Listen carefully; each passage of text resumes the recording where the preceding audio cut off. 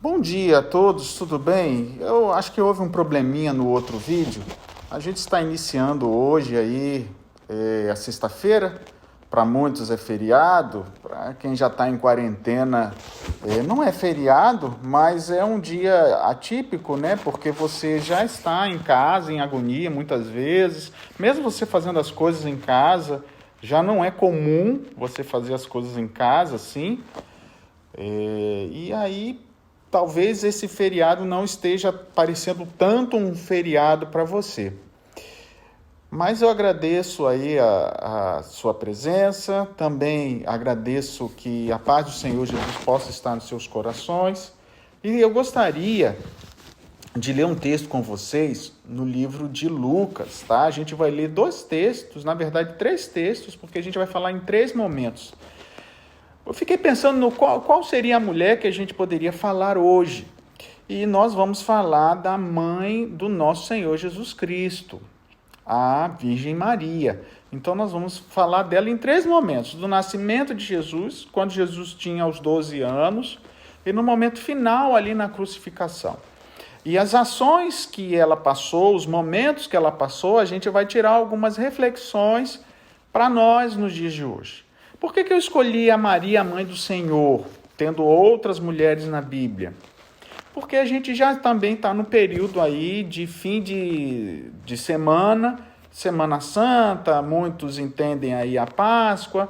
É verdade que a Páscoa no calendário religioso seria a morte de Cristo, né? Cristo é o Cordeiro de Deus que tira o pecado do mundo.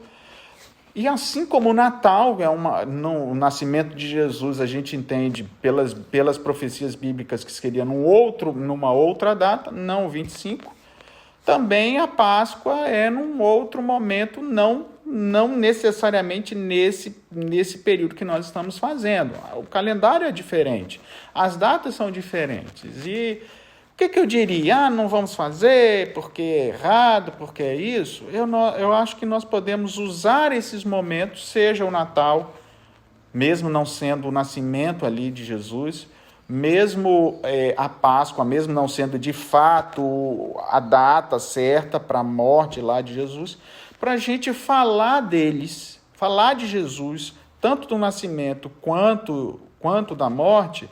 Usar esses momentos que o mundo para, a gente tem que alcançá-los aonde eles podem entender. Então, se o mundo para, a gente entende que a maioria para mesmo porque quer comer ovos de chocolate, querem isso, querem aquilo.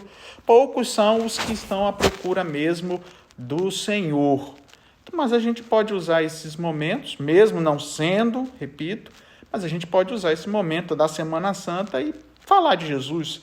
A gente pode usar esse momento do domingo de Páscoa, da sexta-feira, que é feriado, né? Que muitos aí estão tentando se purificar ou alguma coisa, para a gente falar de Jesus. E eu fiquei pensando em que a gente poderia falar. E no que a gente vai falar da mãe do Senhor. Porque a mãe do Senhor, pelo menos em 2 momentos destes, é no período da Páscoa. A gente falou que vai falar do nascimento, quando Jesus tinha os 12 anos, e a morte. Tanto nos 12 anos quanto na morte, o período era a Páscoa. O nascimento não, né? Era um outro momento. Mas eu quero ler com vocês e eu quero meditar um pouquinho. Feche seus olhos, vamos orar ao Senhor.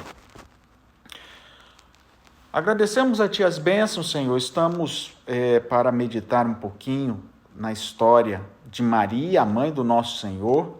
Estamos aí neste feriado diferente, Senhor, porque já estamos em casa, meio que agoniados, mesmo que a gente faça as coisas, use a tecnologia para fazer, ou às vezes a gente vai resolver alguns trabalhos também, mas ainda assim é diferente. O simples fato de estarmos, entre aspas, proibidos de sair, proibidos disso ou daquilo, já nos causa uma agonia. Então, Senhor, nos dê a Tua paz, nos dê a tranquilidade, nos ajude neste fim de semana a termos mais uma vez um encontro contigo. Te pedimos também para aprendermos sobre a história de Maria, em nome de Jesus. Amém. Primeiro texto está no livro de Lucas, a gente vai ler 2 textos em Lucas e um em João. Lucas capítulo 1, verso 30, diz assim: o anjo falando a Maria, disse o anjo: Maria, não temas, porque achaste graça diante de Deus. E eis que conceberás e darás à luz a um filho, e quem lhe chamarás o nome de Jesus. E ele será grande, será chamado Filho do Altíssimo. Deus, o Senhor, lhe dará o trono de Davi, seu pai. E ele reinará para sempre na casa de Jacó, e o seu reinado não terá fim. E no verso 38, Maria disse: aqui está a sua serva, Senhor. Se cumpra em mim conforme a tua palavra. E o anjo se ausentou dela. Quando a gente vê essa primeira parte aqui de Maria, a gente vê 2 coisas. Primeiro, o anjo avisando para ela. O anjo diz: olha, você vai ser a mãe de alguém muito especial. Filho de Deus, Altíssimo, o trono de Davi vai estar sobre ele e ele reinará para sempre. Ela, obviamente, ela pergunta algumas coisas, o anjo conversa, fala, mostra para ela como seria esse nascimento, e ao final, ela não questiona. Ela não diz, não dá para ser, pode ser para outra pessoa. Não. Ela aceita. Percebe que quando Deus fala com os homens são mais, relutam mais. Quando Deus fala com as mulheres não relutam. As mulheres fazem, aceitam. Quando Deus falou para Moisés, eu estou pesado de língua, envia outro. Quando Deus fala para Abraão diz, mas eu sou velho, minha esposa é velha e tal. E vai, né? Quando Deus fala aqui primeiro, Deus fala para o pai de João Batista e ele desconfia. Não é que desconfia, né? Ele duvida ou questiona e ele ficou o anjo disse, você vai ficar mudo até o nascimento do menino. Mas quando o anjo vai e fala com as mulheres, é diferente. E eu quero que todos nós aqui, você e eu, que a gente possa, primeiro, nessa primeira lição, tudo aquilo que a gente ouvir de Deus é para a gente fazer. Você lê alguma coisa na Bíblia e você entende que é isso que você precisa fazer? Então faça. Você está ouvindo uma mensagem, uma música, o pastor está pregando durante a semana aí, o pastor Luiz Gonçalves, mexeu no seu coração, você sente que precisa mudar a sua vida? Então mude, não relute. Já viu pessoas que relutam? Não, mas como é que vai fazer isso? Maria realmente perguntou, como é que eu vou engravidar se eu não tenho nada com ninguém? O anjo explicou para ela como iria acontecer e ela só disse isso no final. Então, se cumpra em mim o desejo conforme a palavra do Senhor. Está aqui a sua serva. Percebe a diferença? Enquanto que Deus, quando chama muitas vezes os homens relutam. Deus chamou Jeremias, não, eu sou uma criança, Deus não diga que é uma criança. Mas note que quando Deus chamou Maria não relutou. Nós precisamos ter esse mesmo despreendimento. A obra de Maria foi a obra mais sublime da face da terra. Ela foi a mãe do nosso Senhor, ela prepararia o nosso Senhor, tá? Quando criança, porque quando ele crescesse ele se desenvolveria. Agora, no entanto, queridos, não é fácil. Não é fácil a gente aceitar o chamado do Senhor ou os propósitos do Senhor. Então, nessa primeira parte dessa lição, da primeira parte de Maria, guarde o desejo dela, a resposta dela no verso 38. Está aqui a tua serva, Senhor. Cumpra-se em mim conforme a tua palavra. E o anjo foi embora, porque se deu por satisfeito. Termina essa primeira parte aqui do nascimento de Jesus dizendo o seguinte: Deus tem planos e propósitos para a minha vida e para a sua. Agradeço aí a presença dos irmãos, mais uma vez. Um bom dia a todos que estão aí nos assistindo. Deus tem planos para você hoje. Deus tem propósitos para o seu coração hoje. Então, ao Papai do Céu falar ao seu coração, mostrar ao seu coração, aceite. Só aceite. Faça. sabe? Não diga, não, mas eu não posso. Não, mas e fulano? Né? Os discípulos, assim, quando Jesus falou para Pedro, vem, me segue, o que vai acontecer com esse aqui? Aí Jesus diz, e se eu quiser que ele fique até a minha volta? O que você tem a ver com isso? Vem, me segue. Sabe, a gente quer saber do outro. Mas e o outro? Vai ser assim mesmo? Por que o Senhor está me chamando? Por que eu tenho que ser mais difícil? Já viu as pessoas assim? Não, por que as coisas comigo têm que ser mais difíceis? Não tem que ser mais difícil. Deus está usando os momentos e as situações para mudar o seu coração. Lembre-se que Deus está nos levando para o céu. Para o céu. E se é para o céu, gente, a nossa casa, o nosso carro, a nossa vida, o nosso salário aqui, a gente não vai levar para o céu. Nem essa roupa que a gente vai ser transformado, vai existir uma outra, as vestes da justiça de Deus. Então, se Deus está nos preparando, talvez para você não se compare com o outro. Por que Deus não está fazendo assim? Por que Deus não está fazendo assim? Por que Deus lá está fazendo assim e comigo está tudo diferente? Talvez Deus tenha planos melhores para você. E se Deus tem planos melhores para você, a capacitação tem que ser diferente. Quando você faz o segundo grau, é o segundo grau. Quando você faz a faculdade, é a faculdade. Quando você faz o mestrado, é um outro mundo. O doutorado, um outro mundo. Nem todos são doutores, nem todos são mestres. Muitos têm o segundo grau. Percebe a diferença? O estudo de um é diferente do estudo de outro. A capacitação de um é diferente do de outro. Então, muitas vezes, Deus está querendo te capacitar de maneira diferente do outro. Primeiro, porque você é diferente. E segundo, porque pode ser que Deus tenha mais planos para você do que o outro, que a gente compara. Não é aos nossos olhos. É aos olhos de Deus que a gente precisa seguir.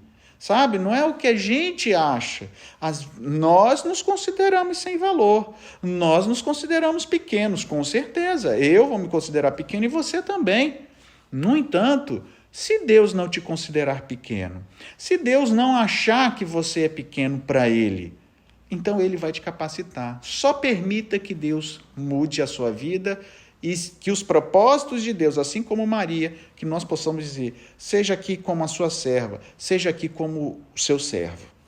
O segundo texto, é só você virar a página, está em Lucas capítulo 2, é Jesus com os 12 anos, tá? Eu quero ler um pouquinho disso, porque você se lembra da sua infância? Eu me lembro da minha. Você já se perdeu dos seus pais quando você era criança? Eu já me perdi da minha mãe. Eu me lembro que eu estava nas lojas americanas, lá no Rio de Janeiro, lá na Praça Sans Penha, não sei quantos conhecem lá no Rio, e eu me perdi. E eu comecei a chorar, minha mãe também ficou preocupada, porque chamava e não me ouvia. Eu subi no segundo andar para ver brinquedos, né? Criança só quer ver brinquedo, não quer ver outra coisa. E minha mãe se perdeu de mim, ou eu me perdi da minha mãe. Só que alguém ali me encontrou, me levou àqueles lugares onde tem o locutor, e alguém no locutor alguém falou no microfone, olha, Moisés, filho de fulana, dona Rita, está perdido, está aqui na região, e foi falando, tipo achados e perdidos, e eu estava ali chorando, e a minha mãe me encontrou, e ali eu fiquei feliz porque eu encontrei minha mãe. Por que eu estou contando essa história? Porque talvez você já tenha se perdido. Naquele dia, graças a Deus, a minha mãe ficou muito feliz comigo e não apanhei. Não fiz arte, né, para isso. Eu realmente estava agoniado porque eu tinha perdido a minha mãe. E quando a gente é criança, a gente acha que perde e nunca mais vai achar. E aí a gente entra em desespero. Mas note que nessa história aqui é um pouquinho diferente. Apesar de se perder, mas Jesus não se perdeu. Quem se perdeu foram os pais. E eu quero ler aqui com vocês. Olha só, no segundo momento diz assim, verso 42 do capítulo 2.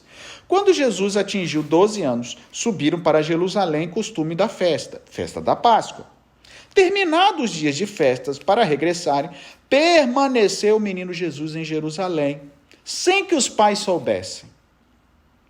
Não estou aqui para dizer quem errou, não vou dizer quem errou, mas eu vou dizer que quando você lê o verso 44, você entende o contexto do 43? O 44 diz assim: pensando, porém, está ele entre os companheiros de viagem, foram a caminho de um dia. Ou seja, houve um equívoco da parte dos pais. Os pais, todos os anos, os pais com Jesus subiam para Jerusalém. E na volta, voltava todo mundo da cidade. Então, eles moravam em Nazaré, mais de 140 quilômetros, andando a pé, andando montado aí num burrinho. Talvez o burro ali de carga era mais para carregar só as cargas, as roupas e alimentos, e eles andavam mesmo a pé, então era um caminho demorado. Então, na volta, aqueles que moravam naquela região lá de Nazaré, em 140 quilômetros depois, voltavam junto todos os anos. Então, automaticamente, os pais deduziram, quando eles voltaram, note que os pais não procuraram por Jesus. Quando a gente vai embora, o que a gente faz? Filho, dá a mão papai aqui, papai está indo embora. Pai, não quero ir, não é assim que às vezes acontece? Pai, não, a gente precisa ir, filho. Mamãe, mãe, a gente não quer ir e tal. Filho, papai precisa ir, mamãe precisa ir, acabou. E a gente vem e traz o filho. Eles não fizeram isso. Jesus tinha 12 anos. Na cultura judaica era como se fosse maior de idade já. Talvez não os mesmos 18 anos para nós hoje, mas mais responsabilidades, tá? Então, aqui nesse contexto, os pais poderiam ter procurado saber aonde estava Jesus, porque Jesus estava ali na festa. Acabou as festas e eles estavam voltando. Só que os pais, pensando que Jesus estava com as mesmas pessoas que todo ano voltam juntos. Por isso que a gente entende no verso 43 que Jesus permaneceu sem que os seus pais soubessem. Seus pais imaginavam que Jesus estava vindo junto com eles. E foram embora a caminho de um dia. Ou seja, 40 quilômetros, 30 quilômetros. Andaram 30 quilômetros no meio da multidão e depois descobriram que Jesus não estava. Porque em algum momento, vai lá chamar Jesus para almoçar, não sei se tinha janta, para jantar, e aí não acharam. E a Bíblia diz que voltaram, então, verso 45, não encontraram, voltaram a Jerusalém à procura. 3 dias depois acharam Jesus no templo. Olha, eu me perdi da minha mãe por alguns momentos, ali uns 10, 15 minutos, eu achei uma eternidade. Imagine, não Jesus, porque Jesus não estava agoniado, Jesus estava no templo. Mas imagine os pais, a agonia dos pais. Nosso filho desapareceu, nosso filho morreu, cadê o nosso filho? Obviamente hoje, com certeza, se um pai perde o filho, a mãe perde o filho, os próprios irmãos da igreja já foi raptado. Né? Hoje as notícias são assim, os irmãos não ajudam também. Mas naquela época isso não era comum, não tinha essa maldade como tem hoje. O coração do homem é mais mau hoje. Mas eles ficaram agoniados, uma multidão voltando para casa, andando 140 quilômetros. E cadê Jesus? Cadê o menino Jesus? Cadê o nosso filho? E a Bíblia diz que quando eles chegaram no templo, eles encontraram Jesus fazendo o quê? Sentado, interrogando e sendo interrogado assim pelos doutores da lei. Ou seja, pelos líderes. Não é simplesmente pelo pastor da igreja. Imagine aí o presidente da divisão. Imagine seu filho, você voltando para a igreja, porque só faltava a igreja. Você procurou em todos os lugares, não achou. Eu só tenho uma coisa, eu fui na igreja, eu vou lá na igreja, vou ver. Aí você encontra seu filho lá na igreja, diante dos grandes líderes da igreja, conversando. Não vou dizer que de igual para igual, mas conversando, sabe? Jesus perguntando, Jesus respondendo, e vocês assim, desesperados pelo desaparecimento do seu filho, e em vez de seu filho não estar brincando de bola, não estar fazendo arte, não estar soltando pipa, estava onde? Na igreja, e conversando, e cuidando das coisas da Bíblia. Causaria um espanto. E a Bíblia diz assim no verso 48, logo que seus pais viram Jesus. O que aconteceu?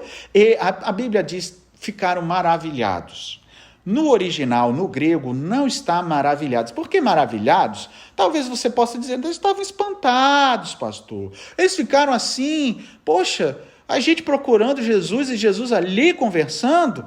Mas essa expressão maravilhados no original não quer dizer maravilhados no nosso contexto. Porque quando você se espanta, você se maravilha. No original é literalmente em pânico. Talvez você, as irmãs que estão me assistindo, os pais que estão me assistindo, se perdeu o filho em algum momento, já entrou em pânico. Pois esse é o termo, estavam em pânico. Os pais, o pai de Jesus, a mãe de Jesus, não estavam maravilhados vendo Jesus conversando no templo. Eles ficaram boquiabertos, porque Jesus estava no templo, mas no original isso quer dizer que eles estavam em pânicos, chocados, porque eles perderam Jesus. Há um dia, demoraram 3 para achar, então só aí são 4 dias sem o seu rebento, sem o seu filho, 4 dias. Uma coisa é você estar sem seu filho sem 4 dias, mas está na casa dos avós. Está na casa dos tios, está na casa dos parentes, está na casa dos amigos da escola, foi, a mãe do amiguinho ligou, olha, deixa fulano ficar aqui, tá, tudo bem. Isso é uma coisa. Agora, você não sabe, por 4 dias, imagine a agonia.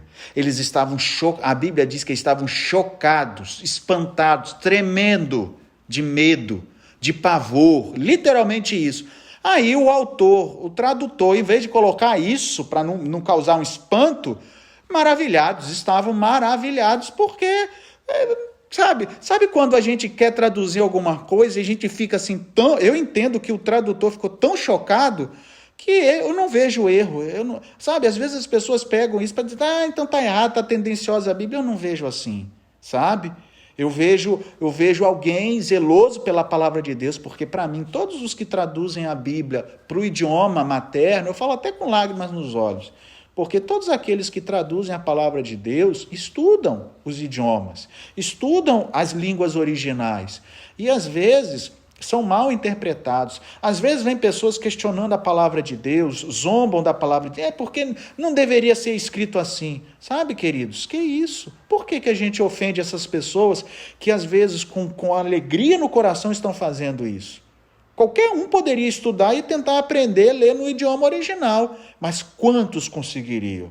Então, alguém que está traduzindo a palavra de Deus, sabe? Hoje o processo de tradução é muito especial. Não sei se você sabe, ela é jogada para o sânscrito, ela pega depois outros idiomas, se compara idioma com idioma, até vir para o nosso idioma. Tudo feito via computador hoje. Antigamente era de maneira artesanal, manual, sabe? Mas a pessoa olhou, não vou colocar estarrecido, espantado, Maria, mãe do Senhor, não vou colocar isso, eu vou colocar maravilhado, e eu não vejo erro nenhum. E eu continuo dizendo o seguinte, que a mãe diz assim, a mãe pergunta para o filho, por que fizeste conosco isso? Isso no original é assim, Jesus, quem mandou você ficar aqui, filho? Quem deu a ordem? Não é assim que a gente faz como pai? Como pai, às vezes a gente erra, se equivoca, e a gente vê o nosso filho fazendo alguma coisa, e a gente diz, quem mandou você fazer isso? E muitas vezes são as nossas atitudes. Mas, pai, eu vejo o senhor fazendo, eu acho que eu posso fazer. Não é assim que a gente ouve a resposta, a gente fica com raiva? Olha só, a pergunta de Maria é, eu e teu pai estamos aflitos. Literalmente aflitos. Aí, na segunda questão, está aí, eu e teu pai aflitos. Mas no original ainda é mais do que aflitos, é dor profunda. Eu fiz questão de anotar aqui do lado. Dor profunda, sabe?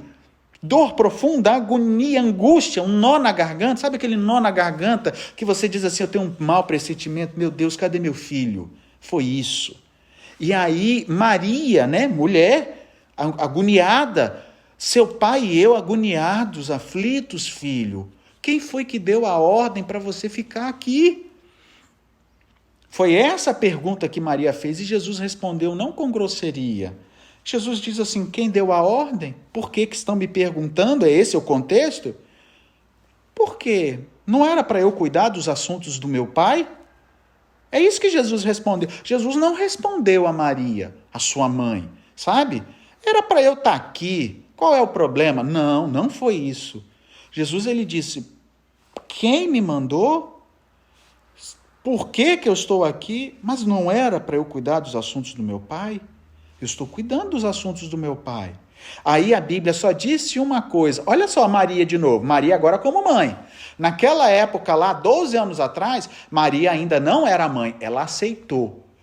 Cumpra-se a sua serva, o desejo do Senhor na sua serva.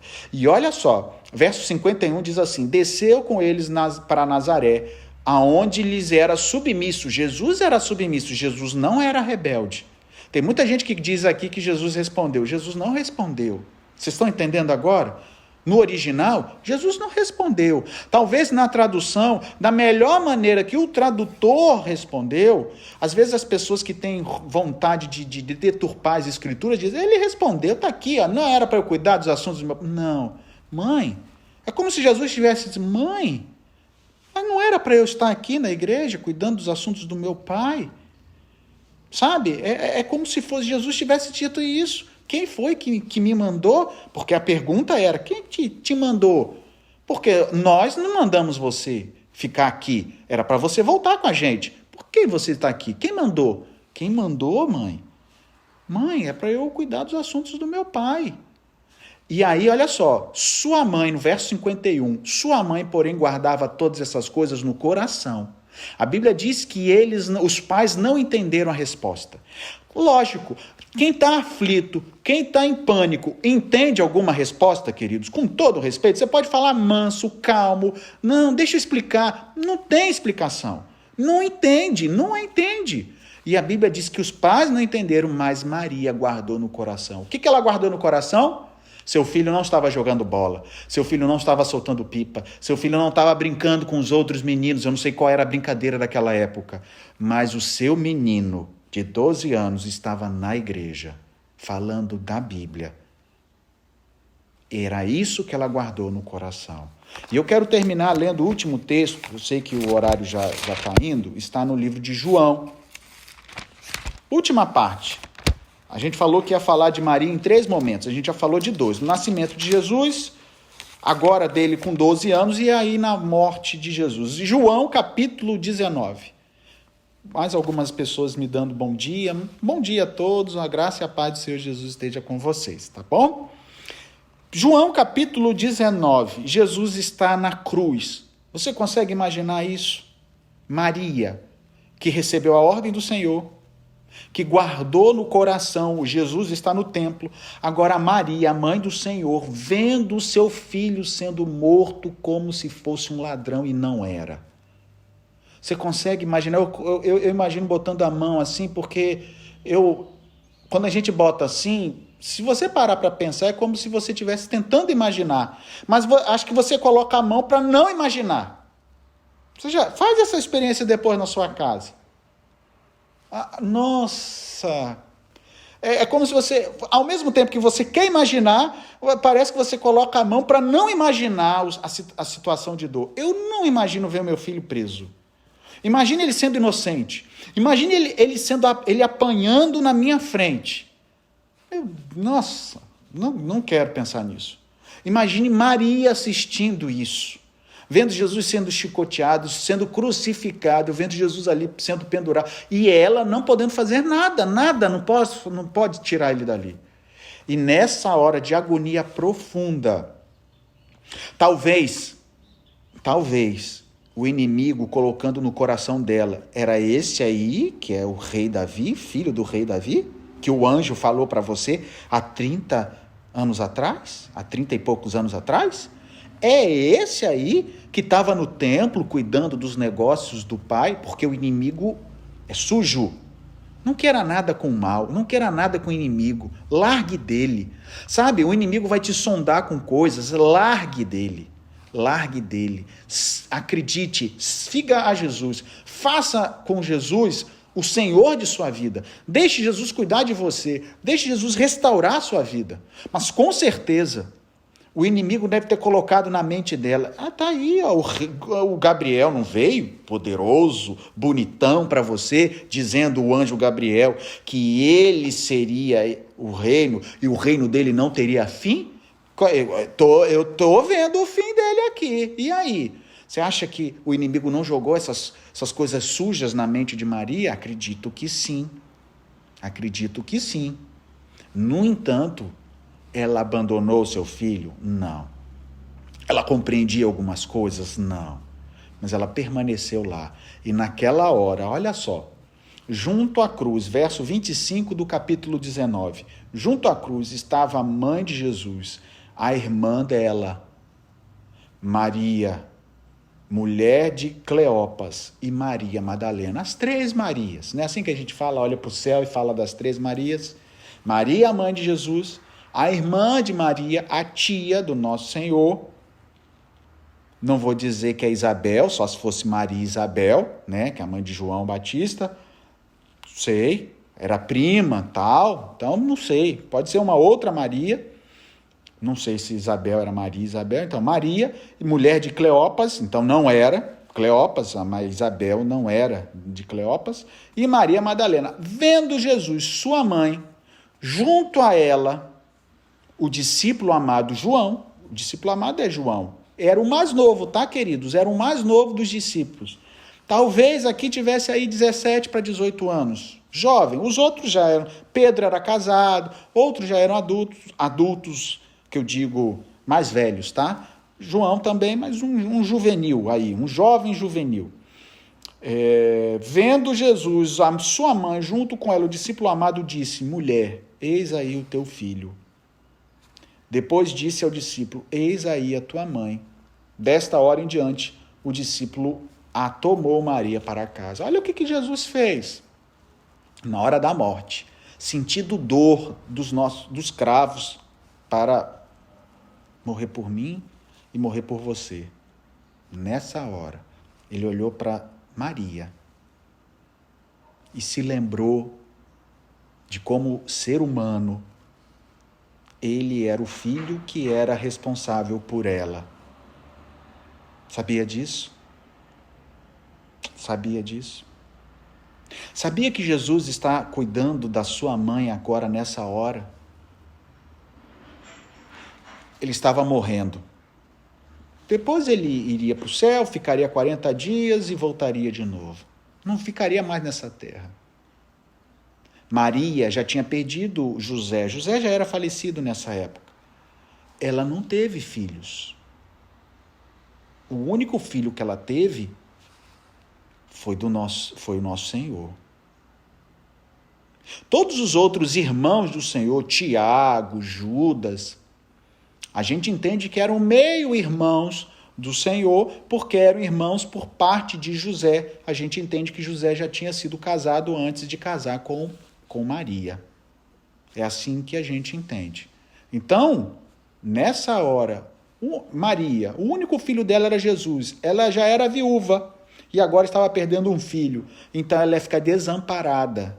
Não tinha emprego para elas naquela época. Entende o que eu quero dizer, queridos? E nessa hora, Jesus disse para ela: mulher, não esqueci de você, mãe. Está aqui o seu filho. Sabe quando você tem uma pessoa muito especial no seu coração e você vai fazer uma viagem que é difícil, ou você vai fazer uma cirurgia que pode ser que você ache que não vai voltar, você procura a pessoa que mais você tem intimidade, não é assim? E diz assim: olha, se acontecer alguma coisa comigo, cuida da minha casa. Eu deixei, olha, eu tenho um plano de saúde, eu tenho isso, eu tenho seguro de vida. Sabe, uma vez a gente falou, o nosso filho era pequeno, o nosso carro tinha encharcado, a chuva lá no Rio era forte, e o freio traseiro encharcou e não estava freando direito, e a gente precisava subir a serra, do Rio para Petrópolis. E nessa época a gente procurou uma pessoa lá no Rio, que a gente tinha muita intimidade, e disse assim, eu me lembro que eu disse assim para ela, disse assim: olha, eu tenho seguro de vida, qualquer coisa vocês vão procurar na associação, se acontecer alguma coisa comigo e com a Nígia, Não desampare o Isaac, use isso para cuidar do Isaac. Falei assim mesmo. E essa pessoa disse assim para mim, não, pode deixar, pastor, a gente vai cuidar como se fosse nosso filho. Eu não sei se você, não aconteceu nada, graças a Deus, estamos aqui até hoje. Mas já passou para você alguma coisa que você precisou buscar alguém que você tem realmente uma confiança? Quando meu pai faleceu, meu pai tinha 3 amigos, e um deles, porque os outros já eram falecidos também, um deles procurou a minha mãe, chorando o velório do meu pai, e ela disse assim, eu sou fulano de tal, sou amigo de infância do seu Walter, e estou aqui para cuidar da senhora, cuidar dos meninos de vocês, se for necessário, tá? Eu fiz uma promessa, nós fizemos uma promessa quando éramos jovens, que aquele que morresse, o que ficasse vivo, não desampararia a família do outro. Nunca esqueci daquilo ali, e é isso que Jesus está fazendo. Falando para João, João, agora ela vai ser sua mãe, cuide dela para mim. Maria, agora ele vai ser o seu filho, eu não vou estar mais com você. Eu termino esse momento dizendo o seguinte, queridos. Maria permaneceu fiel ao Senhor. Permaneça fiel ao Senhor também. E se em algum momento a fé parecer desaparecer do seu coração, como naquele momento de Maria, permaneça ao lado da cruz. Quando você não entender as coisas que estão acontecendo na sua vida, fique do lado da cruz. Só aguarde, porque o Senhor, do mesmo jeito que cuidou dela naquela hora, dando a ela alguém para cuidar dela, não desamparando, Deus vai cuidar de você. Então, se hoje você está passando por alguma situação em que você não entende, em que a tua fé está acabando porque você não sabe por quê. Por que está me acontecendo isso? Lembre-se de uma coisa. Fique aos pés da cruz como Maria ficou. Porque nessa hora, em algum momento, assim como o Senhor cuidou dela, o Senhor cuidará de mim e de você. Feche seus olhos, vamos orar ao Senhor. Bondoso Deus, Pai querido, estamos aí num feriado de sexta-feira. Muitos estão aí preocupados com as expectativas das últimas coisas, o que vai acontecer, Senhor. Mas estamos te pedindo que a gente tenha no mesmo coração o despreendimento que teve Maria, a mãe do Senhor. Ela aceitou ser sua serva, aceitou gerar um filho, ela não negou essa possibilidade.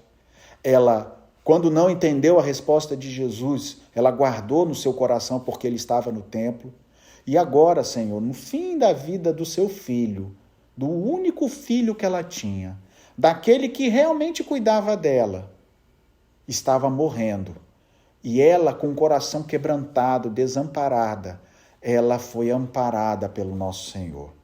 Então, Senhor, se nós estivermos com este mesmo coração amargurado, desamparado, que nós venhamos a sentir o amparo dos céus. Abençoe a todos os queridos e queridas que estão nos ouvindo. Abençoe todos aqueles e aquelas que ainda vão ouvir. Nos dê a tua paz, em nome de Jesus. Amém. Queridos, um bom dia a todos mais uma vez. À noite teremos a programação com o pastor Luiz Gonçalves. Assista aí pelos canais na internet. Coloque aí Novo Tempo. Coloque ao vivo no YouTube. Novo Tempo ao vivo você vai encontrar, tá bom? E na semana que vem a série vai ser Eventos Finais. Então vamos ler textos que falam das últimas coisas. Pragas, decretos, sacudidura, tudo isso nós vamos, marca da besta, então nós vamos ler essas coisas e vamos tentar fazer uma cronologia da semana que vem, de segunda a quinta-feira na semana que vem, tá bom? Um bom dia a todos e que a graça e a paz do Senhor Jesus esteja convosco.